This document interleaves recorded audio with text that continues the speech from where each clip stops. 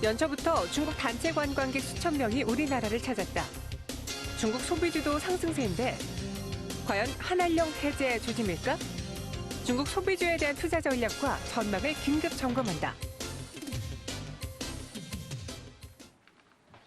네, 오늘 시장에서 중국 소비주들 정말 어마어마하게 갑니다. 그동안 좀 많이 참아왔었죠. 이제는 이 상승이 어디까지 이어질 수 있을까 좀 궁금해하시는 것 같은데요. 자세하게 짚어볼게요. 프라임스탁 정태근 팀장과 함께합니다. 안녕하세요. 네, 반갑습니다. 네, 오랜만에 뵙는 것 같네요. 그렇죠? 네.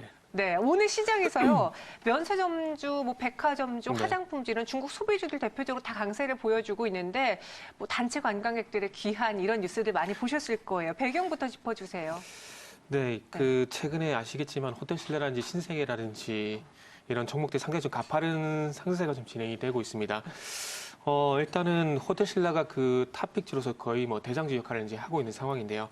일단은 이제 2020년 상반기에 결론적으로 봤을 때 호텔신라 주된 캐시카우 역할을 하고 있는 면세점, 그러니까 국내 시내 면세점에 대한 매출이 고성장에 대한 기대감이 현재 반영이 되고 있습니다. 이 부분은 아무래도 시진핑이 한국을 방문을 하고 그러면서 한한령이 완전하게 해제가 되면서 단체 관광객들이 유입이 되고 이 단체 관광객 효과로 인해서 당연히 또 면세점 매출이 증가하지 않겠느냐.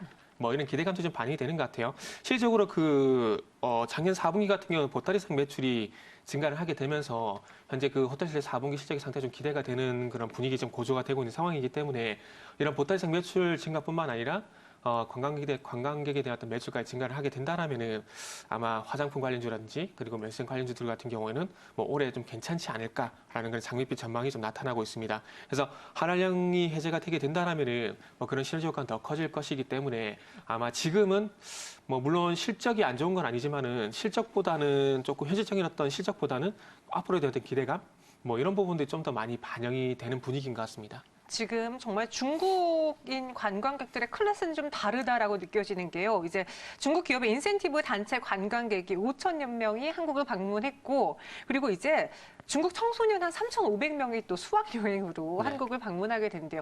이렇게 단체 관광객들이 온다는 건 무언가 의미를 좀 내포하고 있을 것 같은데요. 한한령 해제까지 생각하기에는 조금 과도한 해석인가요? 마지막 글쎄요. 네. 이게 참 저도 오면서도 계속 그것을 그 고민을 되게 많이 했거든요. 네. 그래서 지금 서둘 대답을 못 하겠어요. 그렇죠. 한다, 어렵죠. 안 한다. 네. 이게 솔직히 주식시장의 경제적인 이슈도 어려운데 정책 이슈는 좀 더 어렵잖아요. 그러다 보니까 그렇습니다. 지금 쉽지가 않은데 예전보다는 낫지 않겠느냐라는 생각이 들어요. 그래서 완전하게 해지를 하기보다는 조금씩 풀 것 같아요. 살짝 고삐를 풀어주는 듯한. 네. 그러니까 2018년도 하반기에 부분 완화를 하고 난 다음에 그 분위기가 계속 지속이 되고 있거든요. 그래서 그 분위기를 보게 된다라면은 앞으로도 완전하게 해제할 가능성도 있겠지만은 조금씩 계속 풀 가능성이 있지 않겠나라고 생각을 하고 있습니다. 조금 전에 입국자들 그리고 수학여행도 짚어주셨지만은 3,000명, 4,000명이 그렇게 많은 건 아니에요. 그러나 이렇게까지 의미를 두는 것은 자막에도 나갔지만 2017년 사드 사태 이후에 최대 규모라고 합니다. 이렇게 단체 관광객이 들어온 것이. 네. 그래서 이것을 시발점으로 해서 앞으로 단체 관광객들이 더 많이 들어올 것이다. 이런 기대감들이 있고요. 그래서 현재 한국관광공사 예측치를 보게 되면은 이번 춘절, 우리로 보게 되는 설날이죠.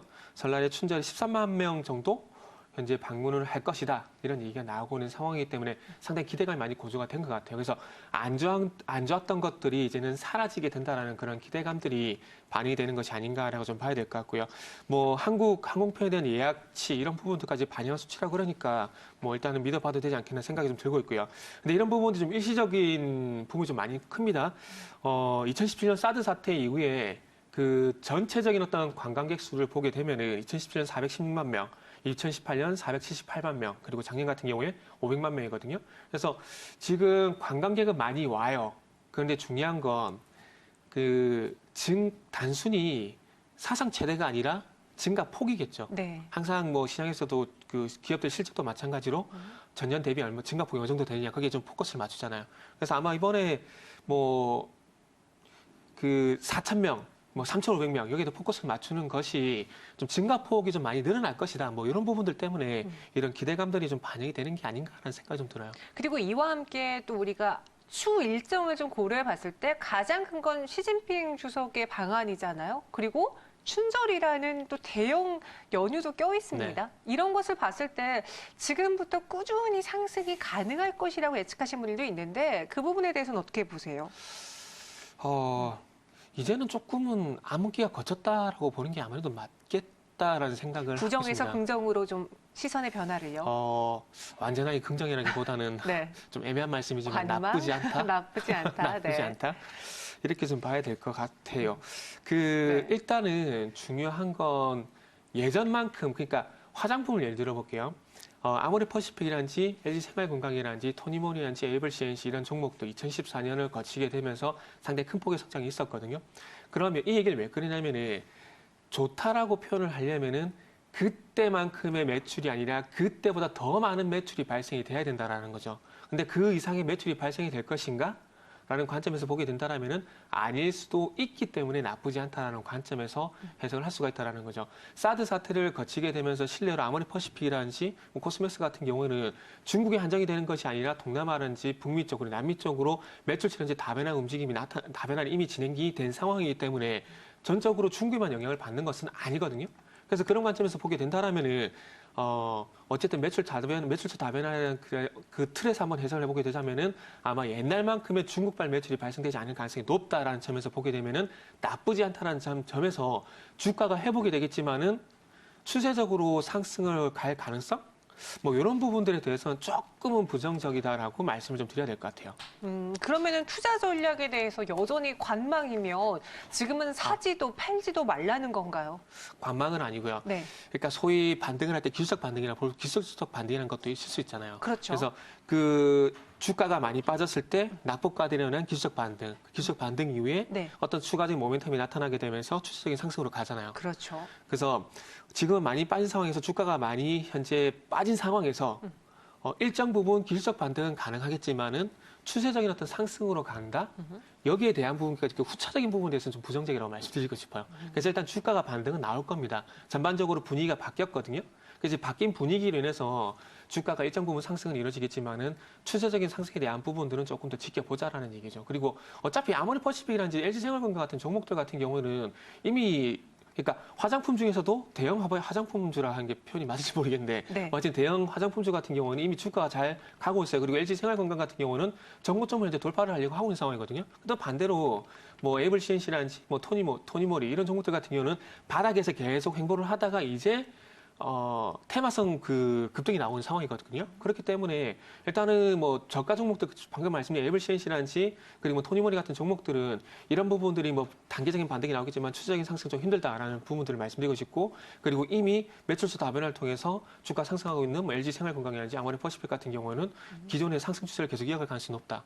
뭐 이렇게 말씀드려야 될 것 같아요. 네.